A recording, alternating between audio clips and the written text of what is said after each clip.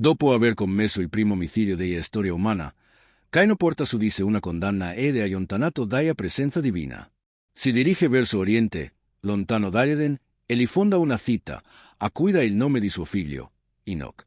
Ma che la città non fu edificata su fondamenta di fede. Nacque dall'orgoglio, dal silenzio, dal desiderio di seppellire una storia macchiata di sangue. Enoch cresce in un ambiente d'abdio e assente, tra mura di pietra e strutture innalzate da mani umane. Dentro di lui, qualcosa senza nome grida per trovare un senso. Cosa accade all'anima di un bambino formato in una società che ha voltato le spalle al suo creatore? Qual è il peso reale di un nome che porta con sé la maledizione del padre? Esiste una storia che non è mai stata raccontata sulla prima città degli uomini. Enoch fu testimone di tutto, e Dio ci fece con che la conoscenza potrebbe trasformare la tua visione sull'origine della fede. Prima di addentrarti in questo viaggio, ti invito a iscriverti al canale e attivare le notifiche per non perdere nessuna delle rivelazioni nascoste e potenti delle scritture. Andiamo avanti. Così ebbe inizio una civiltà lontana da Dio. Caino, segnato dalla maledizione, si dirige verso oriente, lontano da Eden, e inizia a edificare una città in onore di suo figlio Enoch. Tuttavia, i pilastri di quella città erano intrisi del suo passato e dell'assenza dell'Altissimo. Genesi 4:17. Il suolo arido scricchiolava sotto ogni passo che Caino muoveva nel suo cammino solitario.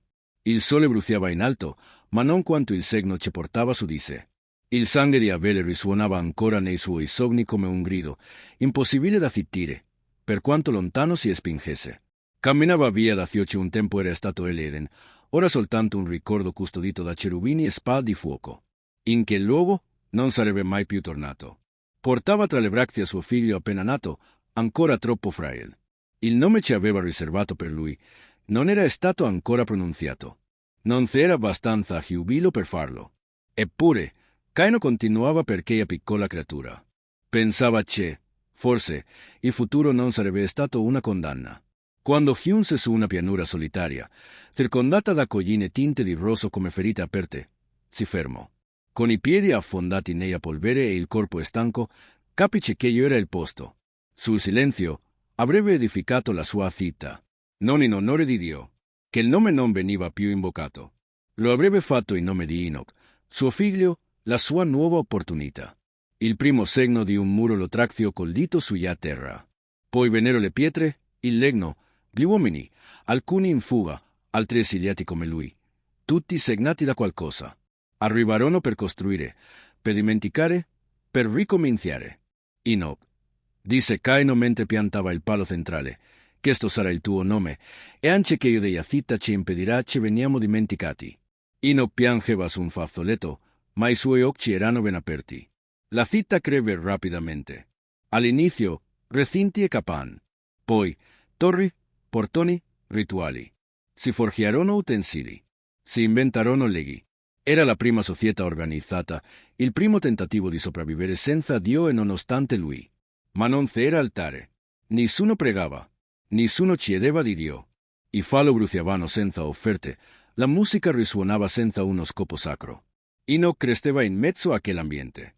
Pietra, sudore e l'eco costante dei martelli. Il suo sguardo era attento e i suoi silenzi lunghi. Assorbiva tutto.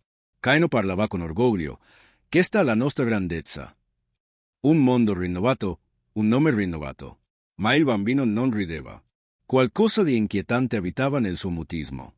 A volte, Enoch saliva sulle colline che circondavano la città e restava lì per ore a contemplare. Dall'alto vedeva gli uomini come insetti, muoversi senza sosta, costruire strutture che presto sarebbero cadute sotto il peso del tempo. Sentiva una mancanza che non sapeva nominare, una presenza assente. Padre, perché il cielo è così silenzioso qui? Scese una notte. Caino è zitto. Il fuoco crepitava tra i due. Il suo volto era stanco. Il cielo è sempre stato silenzioso, figlio mio. E prima? Insistette Enoch, nel posto da cui vieni. Il silenzio di suo padre fu più profondo dell'oscurità. Caino si alzò e si allontanò. Enoch rimase accanto ai bracci, guardandole trasformarsi in cenere. Nella città le feste si moltiplicavano. Ogni pietra eretta era motivo di celebrazione, ma non per la vita, bensì per la resistenza, per ele ovvio. Caino era un re, ma il suo trono era fatto di polvere. Enoch cominciò a distanziarsi. Passava sempre più tempo da solo, a sognare. Sognava un giardino, un fiume, alberi immensi, una presenza invisibile ce lo guardava con tenerezza e potere. Si svegliava inquieto. Cercava di capire. Qualcuno ha mai visto gli occhi? Chiese un anziano. Il vecchio sorrise con rassegnazione. Chi no, ragazzo, chi lavoriamo soltanto. Dio è rimasto indietro, nel luogo da cui nessuno torna. Quella notte, in notturno alle montagne. Si sedette sul bordo del precipizio, osservando le luci della città brillare come una fiamma fuori controllo. Posò il palmo sulla terra e chiuse gli occhi. Ciò che cercava non aveva forma né nome. Ma il vuoto che l'abitava era ormai più vasto della città, che portava il suo nome. E in mezzo alla notte, senza comprenderne il motivo, cominciò a piangere. La città prosperava in potere e apparenza, ma le sue radici erano orgoglio e arroganza. Enoch, ancora giovane, assorbiva più di quanto potesse comprendere. Genesi 4:17. Il colpo dei martelli risuonava incessante, come un cuore di pietra che batte. La città si ergeva davanti agli occhi di tutti. Si innalzavano mura, colonne, torri che graffiavano il cielo coperto. E l'orgoglio di Caino era tangibile, fluttuava come polvere nell'aria.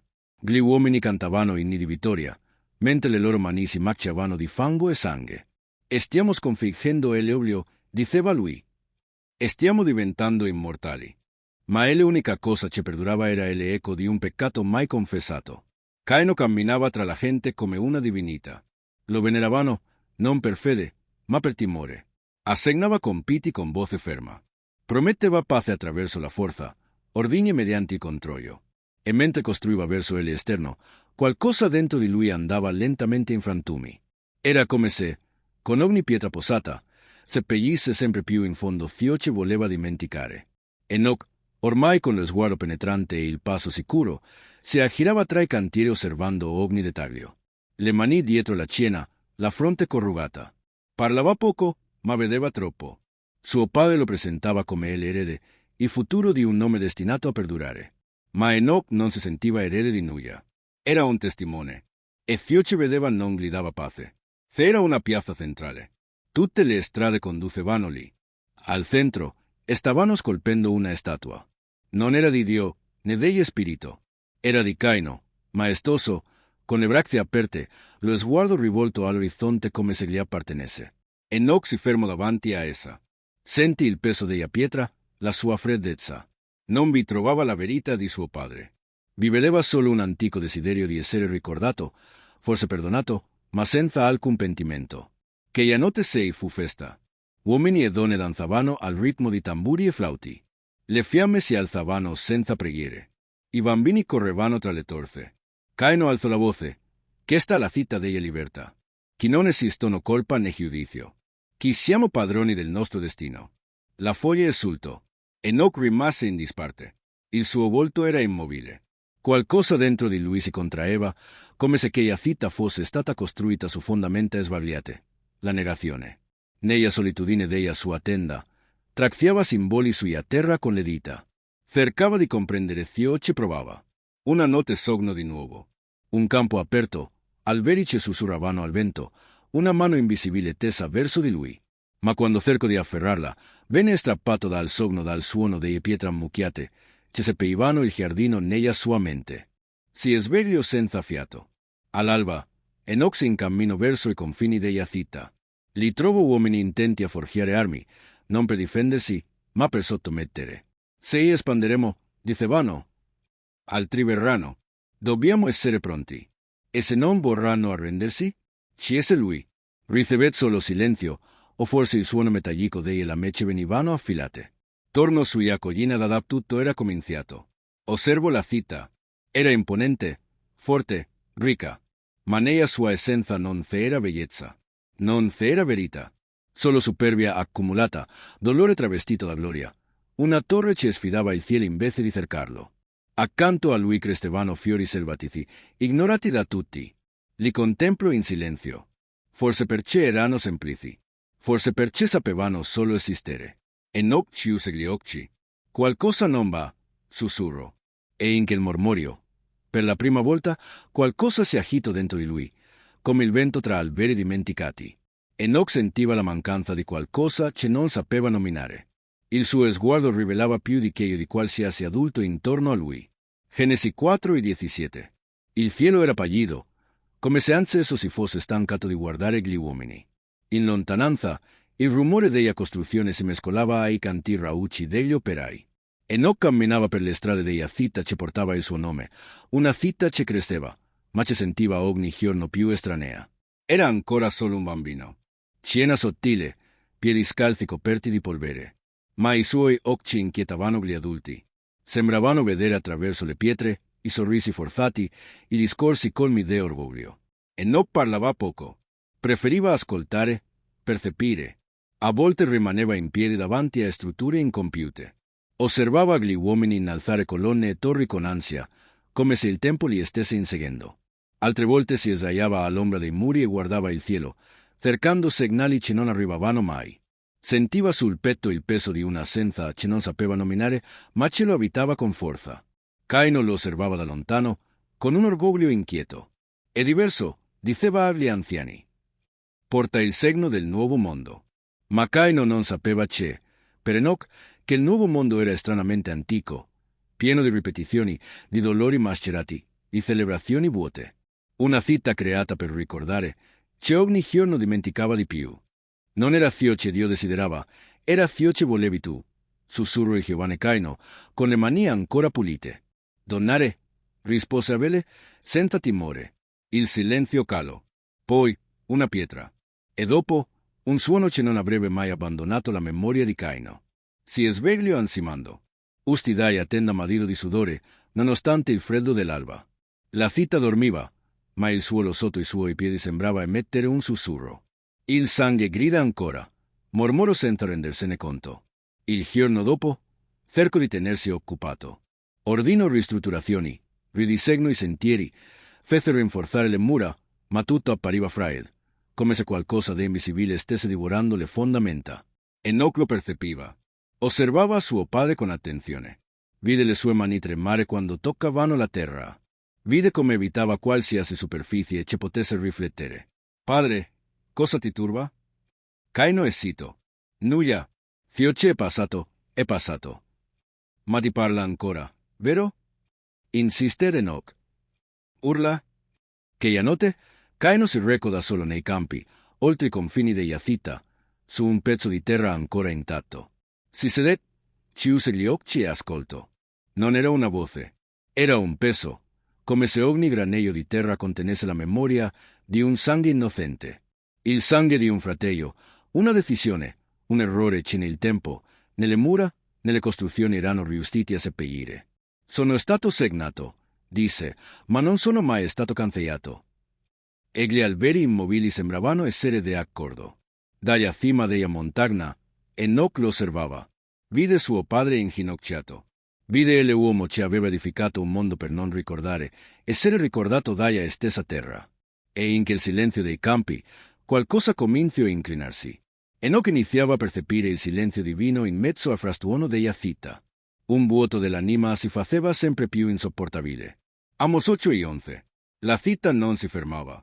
Il fragore degli opere, dei pati, delle festività risuonava senza sosta. Ma per Enoch, tutto ciò sottolineava solo ciò che non si udiva.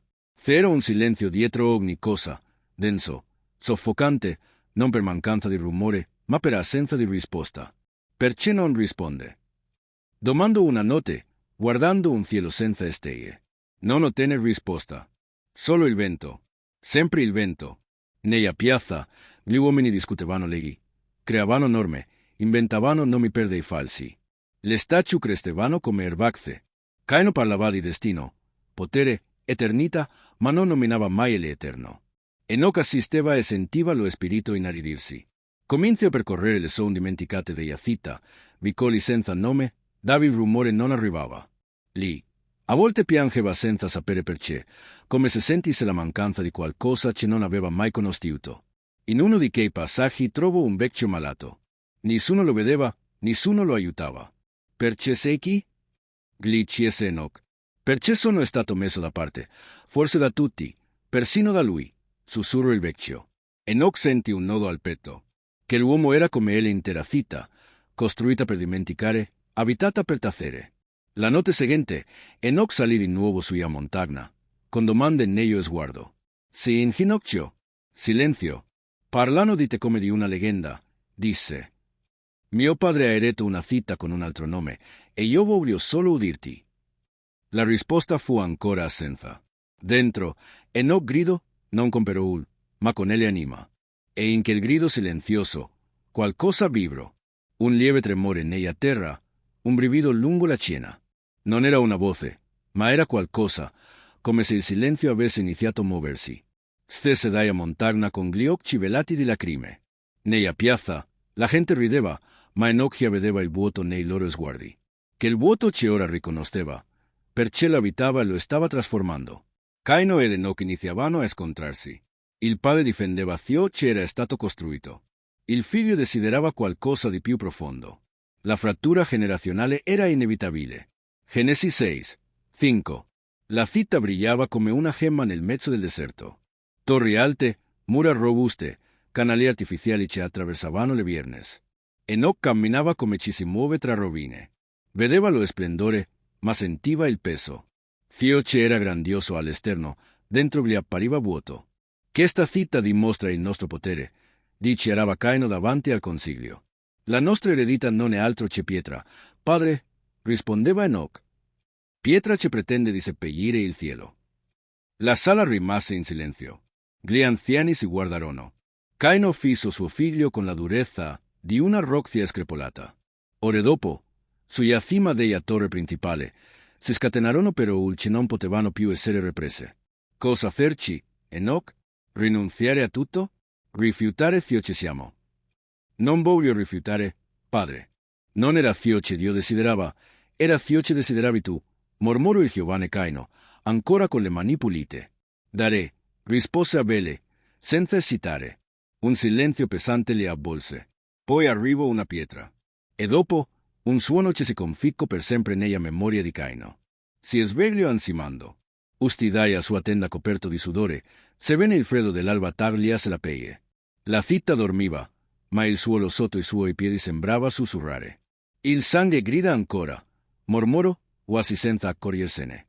Il giorno seguente cerco di colmare il vuoto con i doveri, ordino di ridisegnare i sentieri, rinforzare le mura, costruire nuove strutture.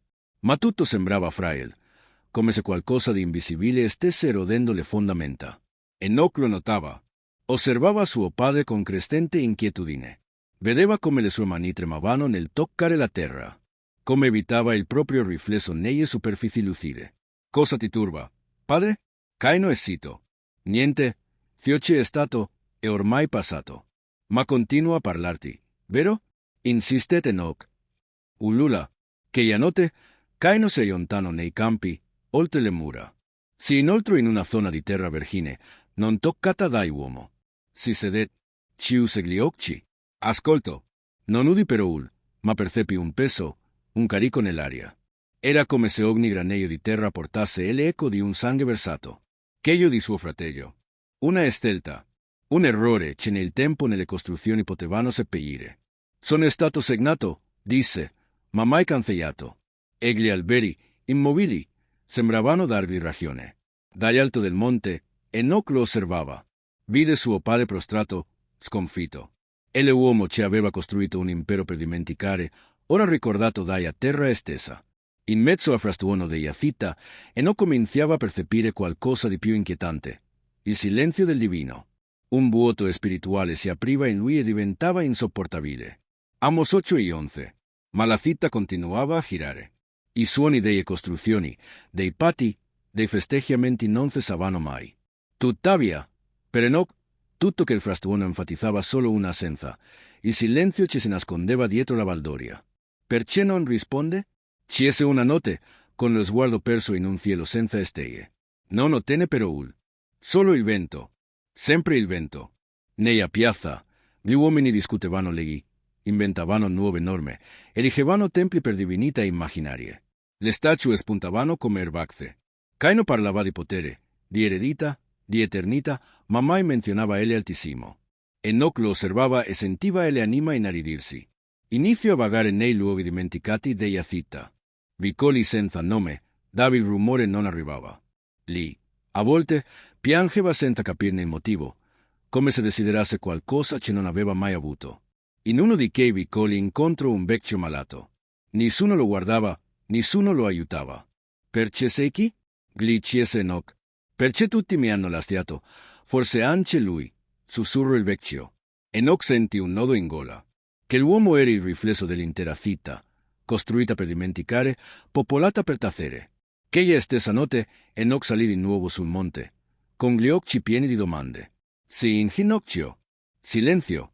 Parlano di te come se fossi un mito, disse. Mio padre ha detto questa città con un altro nome, ma io voglio solo sentirti. E il silenzio rispose con altra assenza. Nel profondo, Enoch gridò, non con parole, ma con ele anima. E in quel gemito interiore, qualcosa vibrò. Un tremore leggero nella terra, un brivido lungo la schiena. Non era una voce, ma era qualcosa, come se il silenzio stesso avesse iniziato a muoversi. Stesse con le lacrime agli occhi. La città rideva, ma Enoch vedeva oltre, volti vuoti, occhi spenti. Riconosceva che il vuoto, perché l'abitava anche lui, e lo stava cambiando. Il conflitto tra padre e figlio si intensificava. Caino difendeva la sua opera. Enoch desiderava el eterno. La frattura era inevitabile. Génesis 6, 5. La città brillava come un gioiello nel deserto. Torri slanciate, mura imponenti, canali artificiali che tagliavano viali maestosi. Ma Enoch camminava come ci attraversa delle materie. Il grandioso all'esterno gli sembrava vuoto dentro. Questa città dimostra il nostro potere, proclamò Caino davanti al consiglio. Non è altro che pietra, padre, replicò Enoch. Pietra che tenta di seppellire il cielo. Il silenzio calò sulla sala. Gli anziani si guardarono tra loro. Caino affrontò suo figlio con la durezza di una roccia inclinata. Ore dopo, sulla cima della torre più alta, esplose il dialogo che non poteva più essere rimandato. Cosa vuoi, Enoch? Distruggere tutto? Negare ciò che siamo? Non voglio distruggere. Voglio solo capire. Voglio sapere perché, dopo tanta costruzione, siamo ancora vuoti. E vuoto ci rifiuta la terra ce lo ha visto nascere. Tu sei nato da questa città. E tu l'hai edificata per fuggire, padre, per scappare dalla colpa, dalla voce, dal sangue. Caino indietreggiò come colpito. C'era dolore e rabbia nei suoi occhi. Ho detto troppo, si rammaricò Enoch. No, disse Caino bassa voce. Hai detto ciò che porti dentro. E ora lo comprendo. Da allora si parlavano appena. Le mura non proteggevano più solo la città, separavano anche i loro cuori. Da prima c'era insegnamento, ora c'era distanza. Caino approfondì le fondamenta di nuove torri. Enoch scavava dentro di sé. Ogni alba saliva sul monte e contemplava il cielo. Senza risposte, ma con fede. A volte sognava una voce. Altre, sentiva solo il proprio respiro. E quello bastava. Una mattina trovò suo padre a guardare l'orizzonte dalle mura orientali. Cosa fai? Circolano voci. Altre tribù, altre lingue, potrebbero avvicinarsi. E cosa farai? Difenderò ciò che è nostro, sempre. Anche se sei rimane solo l'orgoglio? Caino non rispose. I suoi occhi erano stanchi, ma il volto restava di pietra. E se lui ti parlasse di nuovo? Cosa faresti? Chiese Enoch. Lui non mi parla più. Solo a te. Che però gli trapassarono le anima. Quella notte, Enoch sognò simboli antichi, frammenti di una lingua dimenticata, come se il suo spirito tentasse di disegnare una mappa invisibile, un cammino verso qualcosa perduto prima di nascere. Nel frattempo, la città brillava più che mai, ma tra loro, l'avviso cresceva. Finché un giorno, Enoch prese le sue cose, stesse per il versante nord e scomparve nel deserto senza salutare, lanciando un'ultima occhiata alla città che portava il suo nome, ma non più la sua essenza. Dalla cima della torre, Caino lo vide partire. Non lo fermò. Chiuse solo il pugno, con l'impotenza di ci perde qualcosa che non sa nominare. Ella dava regna il silenzio del deserto, e non camminava, più lontano dal mondo, ma più vicino all'Altissimo. La città continua a crescere. Torri, strade, piazze affollate. Il fiume artificiale portava vita al deserto, ma non all'anima. Le case erano solide, i mercati prosperi, ma gli sguardi erano vuoti. Sorrisi superficiali, risate che svanivano senza toccare lo spirito. Ciò che Caino vedeva come progresso, ora era solo facciata, una struttura senza anima. I templi erano consacrati a dei inventati, ma non c'era alcun altare vero. Il nome dell'Eterno non veniva più pronunziato. Solo l'eco dei vanità risuonava. Il popolo credeva che le proprie opere bastassero, che potessero erigere la loro eternità senza di lui. Mesi dopo, Enoch tornò. Stesse dalle colline con i piedi stanchi ma lo sguardo limpido. Trovo una città materialmente ricca, ma spiritualmente in rovina. Cain, l'uomo che un tempo era suo padre, si trovava in cima a una nuova torre, osservando con orgoglio la sua opera. Quando vide Enoch avvicinarsi, i suoi occhi non brillavano più come prima. «Sei tornato?» disse con voce spenta. Enoch contemplò la città, con lo sguardo fisso sulla bellezza ingannevole di tutto ciò. E l'aria lì era più pesante. E l'odore di metallo, pietra e terra smossa non riusciva a nascondere il vuoto. «Non lo capiste ancora, padre?» disse Enoch con tono calmo. Cain aggrottò la fronte. «C'è cosa c'è da capire? Tutto questo l'abbiamo costruito con le nostre mani. Tutto questo merito nostro. Senza di lui, padre, senza di lui, tutto questo non è altro che fumo. E l'avanzamento senza spiritualità è solo una caduta travestita da progresso». Caino osservò, ma che il volto che un tempo trasmetteva fermezza ora rifletteva stanchezza. Non aveva più voglia di discutere su un Dio che era rimasto in silenzio. «Questa città, Enoch, l'ho costruita con le mie mani. E grazie alla mia opera ci ha prosperato. Non ho bisogno di nient'altro». «Nient'altro?» disse Enoch. «Fino a quando la terra non ti reclamerà, fino a quando il silenzio diventerà insopportabile». Il vento si alzò con forza, sollevando una cortina di polvere che avvolse entrambi. I suoni della città sembravano svanire, come se per un istante la stessa terra riconoscesse una verità nascosta e cercasse di fuggire da quella struttura eretta da umanità. Enoch guardò verso l'orizzonte. David deserto si fondeva con il cielo, una linea sfumata tra il conosciuto e l'ignoto. Non sei sono più santuari che trasmettano la verità. Che io ci hai innalzato sono monumenti all'orgoglio. Che sta città non prega, padre. Che sta città è priva di spirito. E allora cosa proponi? Ci distrugga tutto ciò che ho costruito? Chiese Caino. Enoch non rispose subito. Il suo sguardo si perse tra le prime stelle che timidamente emergevano nel firmamento notturno. «Ciò che ha edificato non è nato né da me né da te, padre, né la città né noi. E l'opera autentica nasce dentro, e ricci più di pietre o tesori. Serve fede». Caino lo guardò, non con rabbia, ma con una profonda malinconia. Si sentiva incapace di comprendere che il figlio che, nella sua ricerca di qualcosa di superiore, lo aveva lasciato indietro. Che il figlio che non si accontentava di ciò che lui aveva costruito con tanto sforzo. Enoch sentiva dentro di sé il peso di una verità che diventava più evidente a ogni battito. Nonostante il suo splendore, la città aveva perso l'anima. Aveva raggiunto lo sviluppo, ma che valore aveva conquistare tutto? Se si era perso l'essenziale? Senza dire una parola, Enoch si allontanò verso le montagne. Là, nel silenzio arido del deserto, sperava di trovare ciò che la sua anima desiderava ardentemente. Caino, da parte sua, rimase a contemplare la sua città. Cresceva in altezza, in potere, ma dentro era vuota, come le pietre con cui le aveva costruita. Solo un momento. Storie come questa non devono rimanere nascoste. Iscriviti, attiva la campanella, lasciati un like e condividi perché più persone possano ricevere questo messaggio. La storia non è ancora finita. Non restare in disparte. Enoch non riusciva più a osservare la città senza sentire sulle sue spalle il peso di ciò che essa rappresentava. Le strade, gli edifici, le voci, tutto risuonava nella sua mente come un eco vuoto. Qualcosa lo spingeva ad allontanarsi. Un vuoto che cresceva, una nostalgia che non riusciva a comprendere. Era come se il vento portasse con sé un sussurro da un luogo lontano. Quando arrivava la notte e il mondo si quietava, Enoch si sdraiava e, chiudendo gli occhi, veniva invaso da un'immagine. Un paradiso lussureante, dove l'aria era pura, la terra accogliente. Vedeva alberi alti carichi di frutti, fiori che emanavano un profumo celestiale e acque serene che scorrevano senza fretta. Si sentiva in completa armonia. Senza paura, senza colpa. Era Elen. E l'esperienza era così intensa che quasi poteva toccare le foglie, sentire l'acqua fresca sulla pelle. Ma ogni volta che cercava di avvicinarsi di più, tutto svaniva come nebbia al sole. Si svegliava agitato, con il cuore che batteva forte, ma con la mente sgombra, come se avesse sfiorato qualcosa di eterno, qualcosa che non era suo, ma che desiderava profondamente. Questi sogni iniziarono a ripetersi con maggiore frequenza. Con il passare del tempo, la città divenne più soffocante, carica di un peso che Enoch non poteva più ignorare. Percepiva l'aria viziata dall'arroganza e dal desiderio di grandezza e vedeva come gli altri sembravano intrappolati in un ciclo senza fine. Più ricchezze, più potere, più riconoscimento.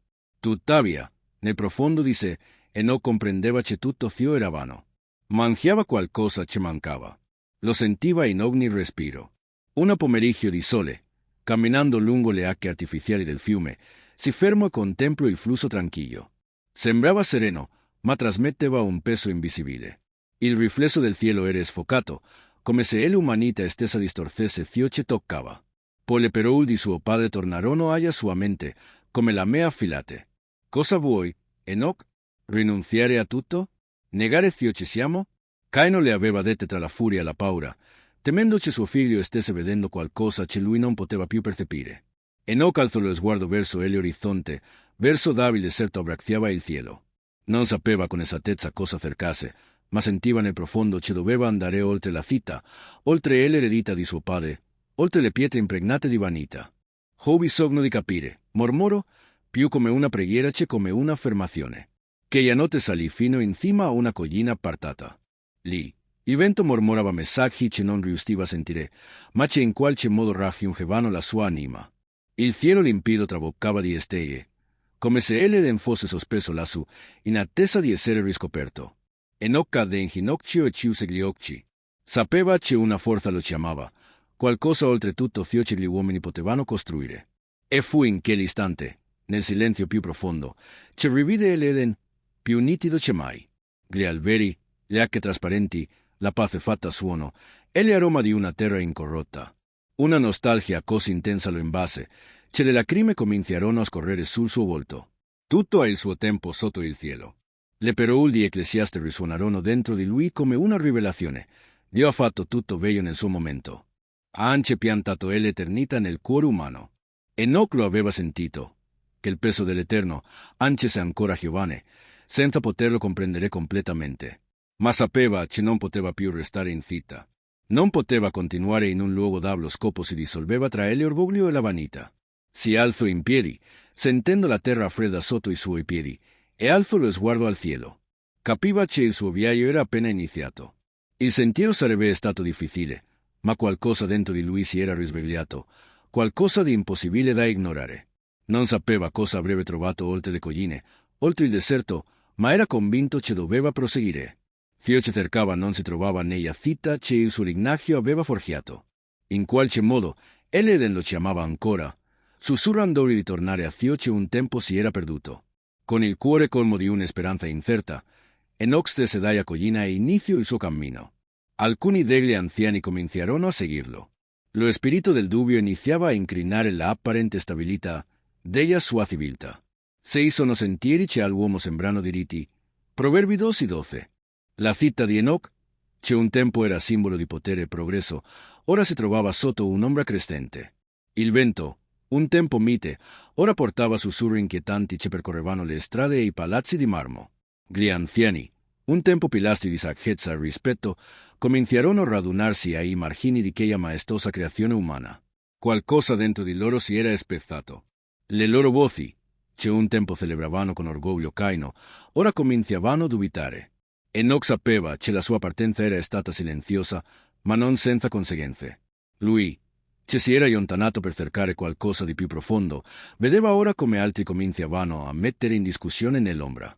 Non era più solo il sogno di un figlio in cerca di risposte, ma un eco crescente che si diffondeva tra i più anziani. Ciò che Caino aveva costruito era grandioso, ma lo spirito della città era vuoto e quella realtà cominciava a corrodere anche le fondamenta più solide. Nelle notti tranquille, Enoch camminava nei dintorni, sentendo gli sguardi, percependo il peso di ciò che aveva iniziato. I suoi passi avevano già lasciato tracce sulla sabbia e non c'era più ritorno. Una verità silenziosa aveva cominciato a svegliarsi. Nella sua mente risuonavano ancora le parole che aveva detto a suo padre. Ciò che è stato costruito che non è frutto né tuo né mio. Cominciava a percepire che queste frasi facevano eco nei pensieri di molti. Quella notte, un gruppo di anziani si avvicinò a Enoch. Erano i più venerati, uomini con esperienza e autorità, selezionati da Caino per guidare il destino della sua città. Ma qualcosa nei loro sguardi era cambiato. Non avevano più quel vaglio realtezzoso tipico di chi si sente superiore. Al suo posto, si affacciava un'ombra di dubbio, una paura che cercavano di nascondere, ma c'era evidente. Hai ragione, Enoch, disse uno degli anziani. Levi, saggio dai capelli bianchi e il volto segnato dalla fatica. C'è qualcosa di sbagliato in tutto ciò che abbiamo costruito. La città cresce, sì, ma la sua crestita è vuota. Si erge con pietre e metalli preziosi, ma le manca lo spirito. Il terreno su cui camminiamo è arido, come se fosse stato abbandonato da colui che gli ha dato vita. Enoch lo osservò, non con stupore, ma con la gravità di chi capiva già più di quanto volesse accettare. La città era infetta, e come un corpo che non vuole morire, cominciava a respingere parti di se stessa. Non siamo stati noi a causare questo, continuò Levi con voce rotta. Ma ogni giorno vedo volti vuoti, cuori che si chiudono come porte che non si apriranno mai più. E mi chiedo, dove stiamo andando? Qual è stato il prezzo dell'opera di Caino? Le parole penetrarono profondamente in Enoch, toccando corde interne che a malapena riusciva a esprimere. Sapeva che non si trattava di una semplice inquietudine passeggera, era il grido di anime che cominciavano a vedere con chiarezza. La città si stava dirigendo verso una rovina senza fine, poiché le sue fondamenta non erano nel divino, ma nella superbia e nell'ego. E ora cosa facciamo? Chiese un altro anziano, Simone, un uomo dalle mani forti ma lo sguardo offuscato dall'incertezza. Enoch rimase in silenzio per alcuni momenti, osservando la città, le sue torri che si ergevano come colossi senza anima, le strade piene di persone che vagavano senza meta. Dobbiamo cercare qualcosa che vada oltre questo, qualcosa che trascenda ciò che l'uomo costruisce, qualcosa che venga dal cielo, qualcosa che la terra non può offrire. Dopo le sue parole, il silenzio che si fece fu profondo. Il vento continuava a soffiare, trascinando con sé il peso di una verità che cominciava a diffondersi. Gli anziani lo guardavano. Per un attimo, e l'orgoglio ci portavano dentro a figlio. Qualcosa si era acceso dentro di loro. Forse ciò che diceva Enoch non era un'illusione impossibile. Forse esisteva davvero una realtà che avevano dimenticato. E se Caino si scopre? Chiese Levi con tono carico di tensione. Lui non accetterà mai questo, non permetterà mai che mettiamo in discussione ciò che ha edificato. Enoch lo fisso negli occhi. Sapeva che Caino temeva di essere sfidato, ma sapeva anche che c'era qualcosa di più grande in gioco. Forse è arrivato il momento di avere coraggio, Levi. Forse è arrivato il tempo di rompere il silenzio e l'indifferenza, anche se ciò significa affrontare Caino e tutto ciò che lui ha costruito. Le parole di Enoch rimasero sospese nell'aria come una promessa ancora non pronunziata. Sapeva che ciò che si stava preparando nell'oscurità era una rivoluzione silenziosa. Il desiderio di cercare risposte, di dubitare, di andare oltre, cominciava a bruciare come un fuoco che non poteva essere spento. Alcuni dei saggi, i più lucidi, cominciavano a capire cosa fosse veramente in gioco. Non solo la città, ma l'essenza stessa dell'essere umano. Accompagnato ora da coloro che cominciavano a svegliarsi, Enoch si sentiva più deciso che mai. Sapeva che il cammino sarebbe stato difficile, ma anche che non c'era più ritorno possibile. La vera città non poteva essere costruita con mani umane, ma dalla volontà di un creatore che ancora aspettava di essere riconosciuto. Enoch alzò lo sguardo al cielo come se in esso potesse trovare la risposta. E dentro di sé, qualcosa gli diceva che ciò che stava per venire avrebbe trasformato tutto. La città di Caino, con tutta la sua fastuosità passeggera, non poteva più essere salvata. Il futuro ora dipendeva da coloro che osavano mettere in discussione. Enoch si allontanò dalla città. Il suo cammino lo portò nel deserto, da ciò che era visibile cominciava a svanire di fronte all'invisibile. Ebrei 11, 5. Che la città che un tempo brillava sotto il firmamento come simbolo dell'orgoglio dell'uomo, ora si mostrava come una beffa del proprio potere. Le pietre che erano state sollevate con tante strombazzare ora giacevano oscure, immerse nell'assenza di tutto ciò che una volta aveva valore sacro. Con l'anima appesantita e lo sguardo fisso su ciò che aveva davanti, Enoch sentiva che il peso della città era diventato insostenibile. In quel momento non sapeva cosa altro potesse fare. Aveva alzato la voce, aveva affrontato, aveva cercato un senso in un luogo da non c'è e n'era. Caino, con la sua fermezza e il suo sguardo di ferro, non lasciava spazio al dubbio. Per lui, La sua opera era l'unica verità.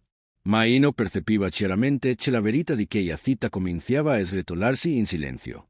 Con passi fermi ma tranquilli, si allontanava da ciò che era stata la sua casa, lasciando alle spalle le torri arroganti e le strade piene di una gioia finta.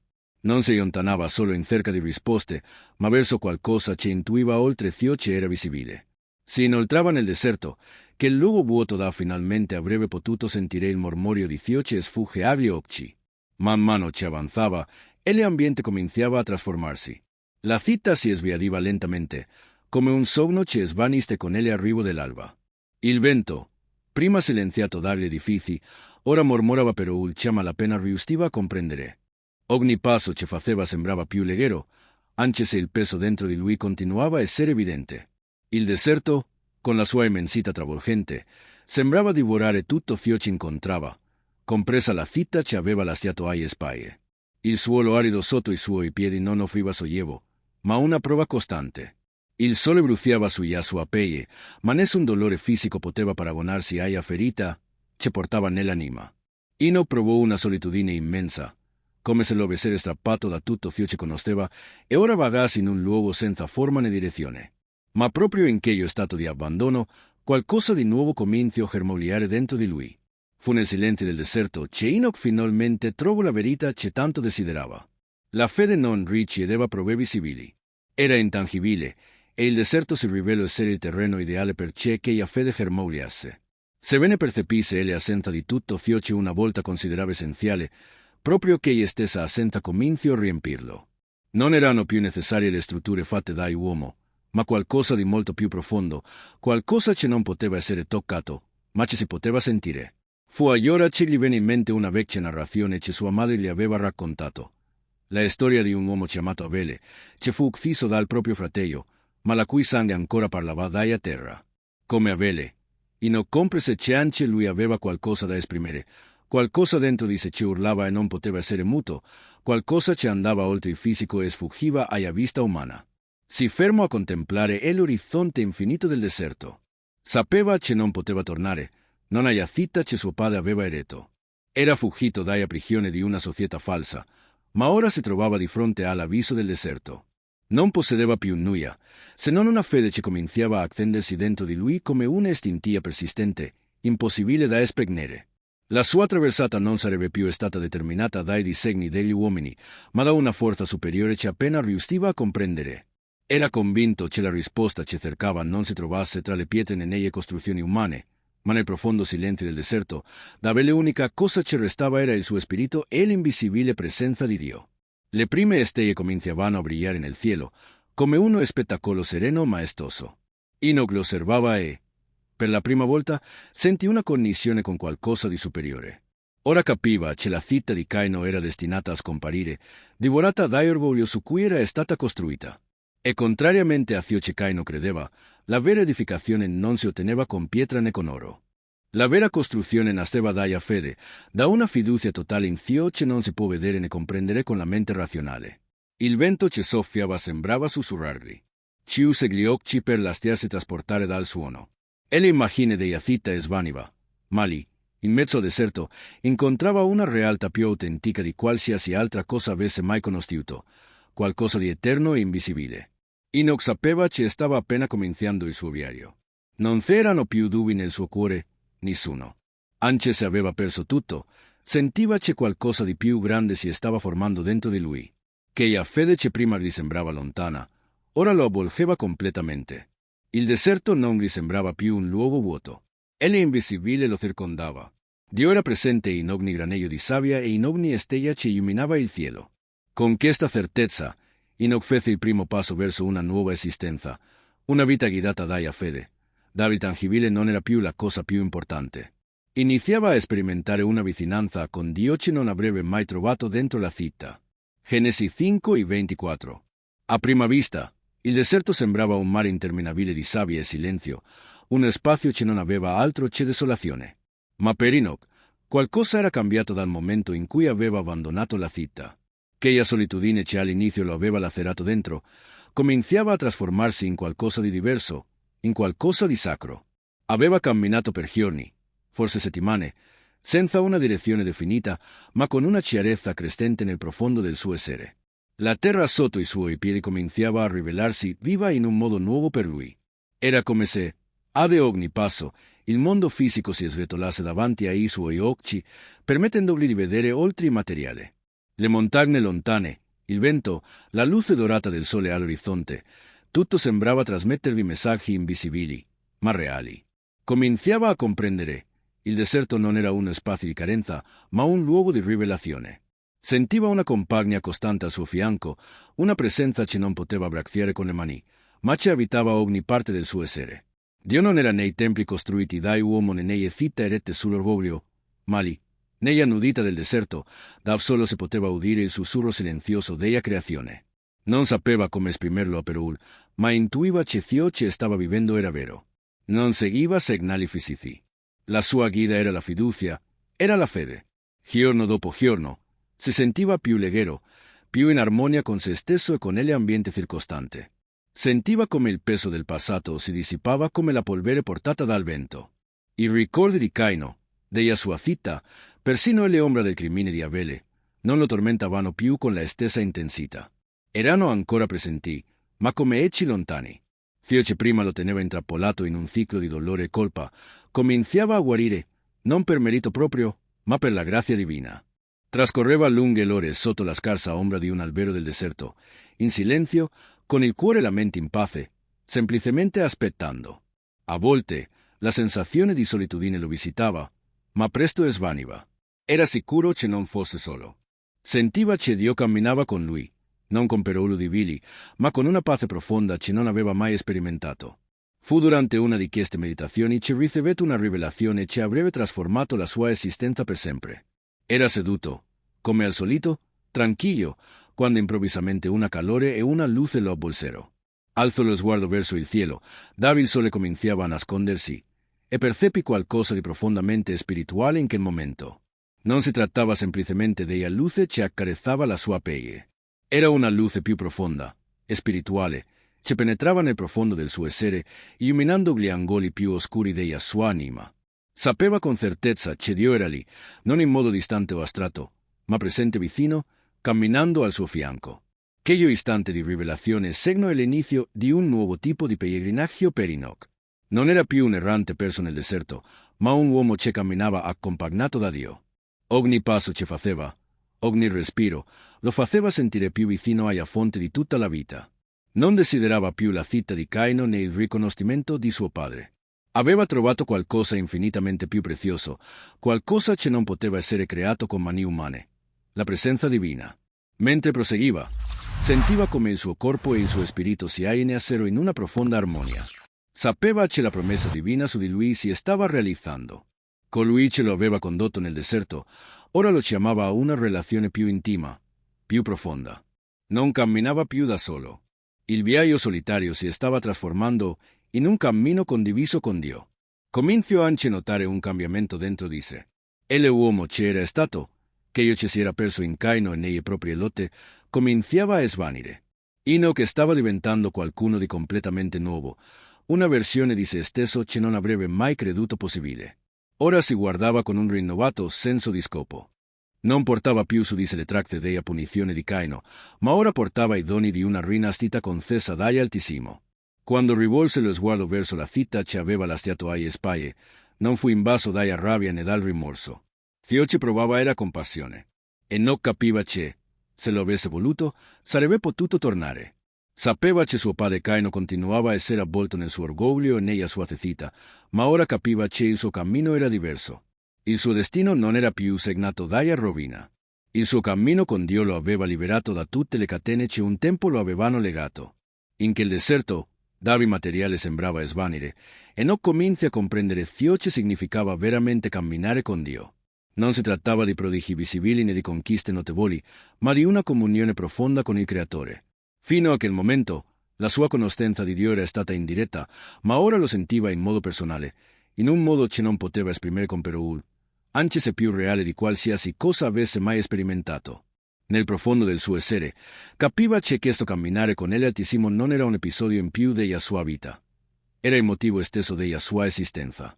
Mentre il sole tramontava all'orizzonte, Si sedere in silenzio, respiro profondamente. Per la prima volta nella sua vita, si sentì completamente in pace. Quando Caino notò l'esodo di coloro che seguivano Enoch, cadde nella disperazione e nella rabbia. La città che aveva eretto con tanto impegno e orgoglio cominciava a sgretolarsi davanti ai suoi occhi. Il vento, che un tempo aveva portato speranza e progresso, ora portava con sé un dolore insopportabile. Le strade, un tempo piene di attività, di operai e costruttori, ora erano silenziose e deserte. Caino percorreva i sentieri della sua creazione come un uomo smarrito, senza capire cosa stesse succedendo intorno a lui. Con Enoch se ne era andata anche una parte vitale dell'anima della città. I vecchi seguaci di Caino, quelli che un tempo avevano abbracciato la visione di una civiltà scollegata da Dio, ora si sentivano attratti dal cammino di Enoch.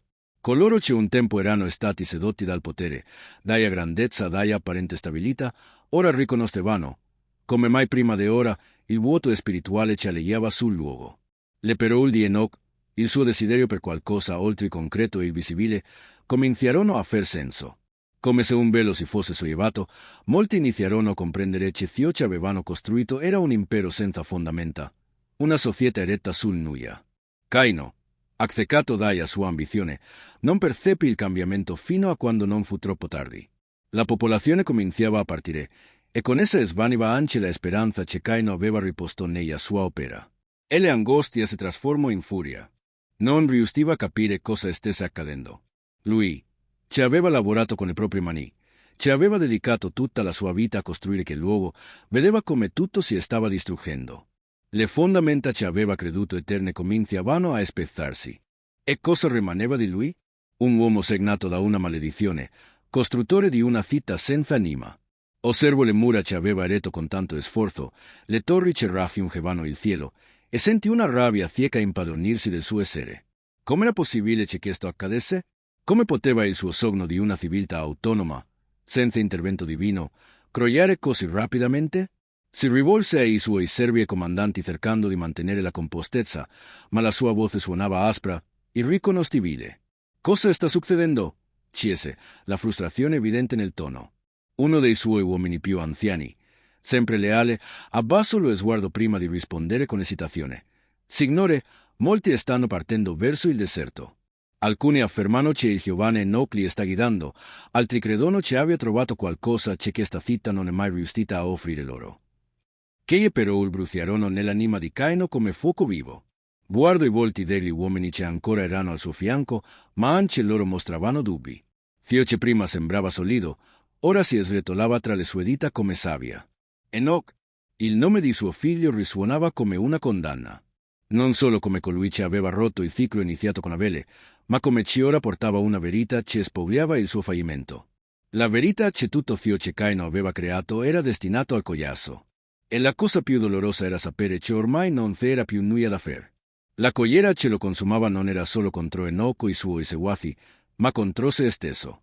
Sapeva, nel profondo, che era stata la sua superbia a renderlo cieco di fronte a ciò che era essenziale. Nel suo desiderio di costruire una società senza Dio, aveva ignorato ciò che dà senso alla vita umana. La presenza divina, la fede, il desiderio di qualcosa che va oltre il tangibile. Ora, solo, in mezzo a una città che si stava sgretolando, capiva che la sua furia non avrebbe sistemato nulla. Il suo impero di pietra stava crollando, e non c'era niente che potesse fermarlo. Colui che con le proprie mani aveva costruito, ora non sapeva come ricostruire ciò che il suo spirito aveva distrutto. La città cominciava a riflettere il suo stesso interno, fredda, vuota, priva di anima. Le strade, un tempo piene di rumore e lavoro, giacevano in silenzio. E le pietre che simboleggiavano il potere della sua opera, ora assomigliavano a tombe che custodivano ciò che non era più. Ma la rabbia in Caino non cessava. Come una bestia accerchiata, sentiva il desiderio di distruggere, di eradicare la minaccia. Enoch, ignaro della tempesta che si stava formando, proseguiva il suo cammino. Caino tornò al suo palazzo, i suoi passi risuonavano nelle pareti di pietra. La città stava perdendo la sua vitalità, e lui sapeva che stava perdendo molto di più.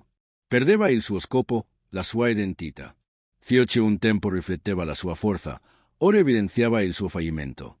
La sua più grande paura si stava facendo realtà. Era solo, senza alleati, senza supporto e senza Dio. Le però di avvertimento risuonavano nella sua mente come martelli sull'incudine della colpa. La superbia precede la caduta. E nel contemplare la sua città, Caino capiva che la sua caduta era imminente. La città stava entrando in una decadenza totale. E l'assenza di Fioce spirituale stava pagando il suo prezzo. Fioce un tempo rappresentava forza e autonomia, ora era solo un'ombra.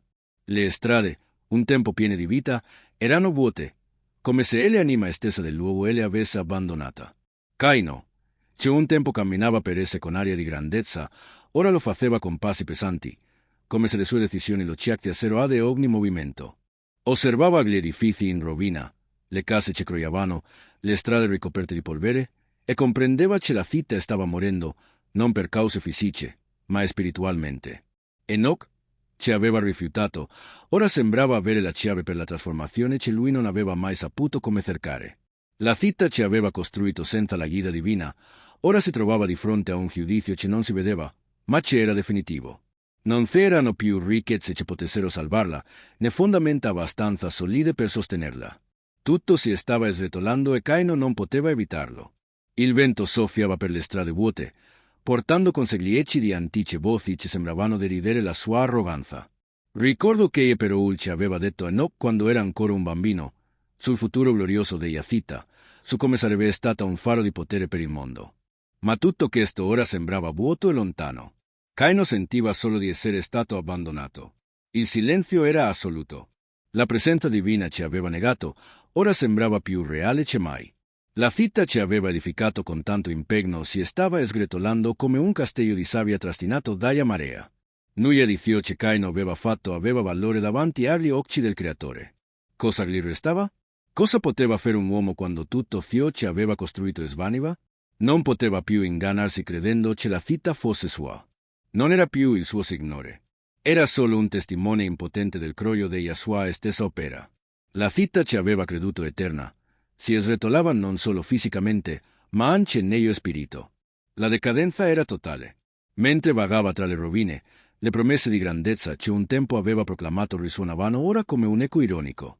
Pensò ad Abele, suo fratello, a cui aveva strappato la vita, e a come la maledizione che portava si fosse trasformata nel veleno che ora corrodeva la sua città. Abele, con lo sguardo puro e il cuore giusto, non avrebbe mai immaginato che Caino potesse costruire qualcosa di così maestoso e allo stesso tempo così vuoto.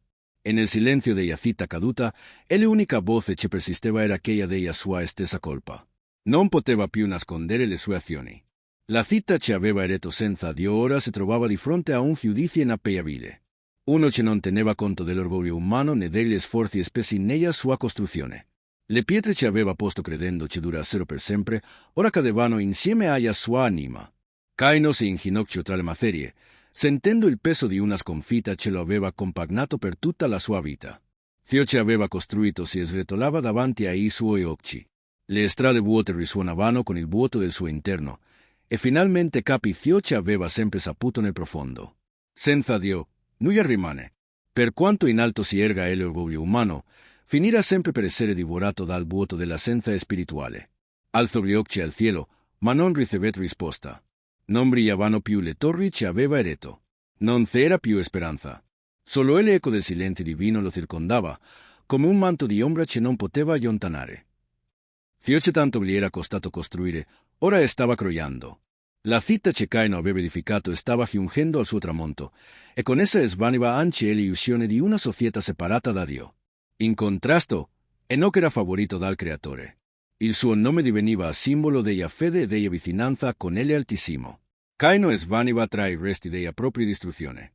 Enoch alzò lo sguardo verso l'orizzonte, dove il cielo sembrava fondersi con la terra in una linea sottile che segnava la separazione tra il divino e l'umano. La sua anima, prima divisa, ora si sentiva piena, invasa dalla presenza di Dio in un modo che non aveva mai immaginato. Camminava in un luogo che era stato simbolo dell'orgoglio umano, ma che ora gli rivelava la grandezza del Creatore riflessa in tutto ciò che vedeva. La città di Caino non apparteneva più alla sua realtà. Non restava nulla di ciò che una volta era stato l'epicentro della civiltà eretta sull'arroganza e sulla negazione del divino. La polvere che ricopriva i resti era l'unica cosa rimasta del passato, un eco impossibile da rivivere, poiché lo stesso Caino si era perso nell'oscurità del proprio collasso. Senza forze, Senza identità, senza onore, era diventato un uomo impiù. Un ricordo tenue tra coloro che l'avevano seguito. Ma la sua eredità era già segnata, così come il nome di Iacita che un tempo aveva costruito. Enoch, invece, stava vivendo qualcosa di diverso. Anche se non riusciva a definirlo con precisione, una certezza profonda si installava dentro di lui. Qualcosa di vasto, eterno, accarezzava il suo spirito. Si allontano dalle macerie di che Iacita, intraprendendo un cammino che lo avvicinasse più intimamente alla presenza di Dio. Non aveva più bisogno di nulla, e ciò che aveva perso non aveva più rilevanza. Il suo cammino si trasformava in un processo di rinnovamento, dava il silenzio divino, prima vuoto e opprimente, ora era come una sinfonia di amore profondo e costante che l'avvolgeva completamente. Sentiva che il Creatore comunicava con lui non tramite parole, ma attraverso un linguaggio silenzioso che penetrava la sua anima e rinnovava la sua essenza. Dio aveva già toccato la sua vita in un modo così potente che la sua esistenza iniziava a riflettere qualcosa di più grande, qualcosa che non aveva fine. E fu allora, in un momento che sembrava sospeso fuori dal tempo, quando Dio lo prese. Non sei fu spettacolo grandioso né fragore, solo una presenza serena, ferma e soprannaturale che sfuggiva alla comprensione umana. Fu come se il cielo stesso la avvolgesse nella sua pace e lo portasse via senza lasciare traccia. Nessuno lo vide scomparire, poiché fu Dio a prenderlo. Tuttavia, il suo nome non si sarebbe perso, non come simbolo di fama terrena, ma come emblema di una fede autentica e di un cammino intimo con Dio. Nel libro degli Ebrei, la sua storia sarebbe rimasta come testimonianza della vera fede. Una fede che si sottomette alla sovranità divina e cammina in sua compagnia. La sua storia non sarebbe finita con la morte, ma si sarebbe conclusa in un'unione eterna con il Creatore. La sua eredità sarebbe stata quella relazione profonda e personale che aveva coltivato nel tempo. Nel frattempo, la vita di Caino sarebbe rimasta impressa nella memoria collettiva come un cupo monito di ciò che accade quando l'essere umano tenta di edificare senza Dio. Che il passato carico di arroganza, violenza e errori diventava polvere sterile, priva di vita e della grazia del Creatore. Mentre Caino si perdeva tra le rovine della sua stessa opera, Enoch trovava il suo nome iscritto nei registri eterni come colui che camminò con Dio, come colui che fu preso da lui. Enoch non ebbe bisogno di conquiste né di una grande vita per essere ricordato. Il suo legato fu una fedeltà silenziosa e una connessione intima con Dio. Colui che per tanto tempo aveva cercato qualcosa che desse senso al suo vuoto interiore, ora possedeva l'unica cosa che non avrebbe mai potuto perdere: la presenza incroyabile di Dio.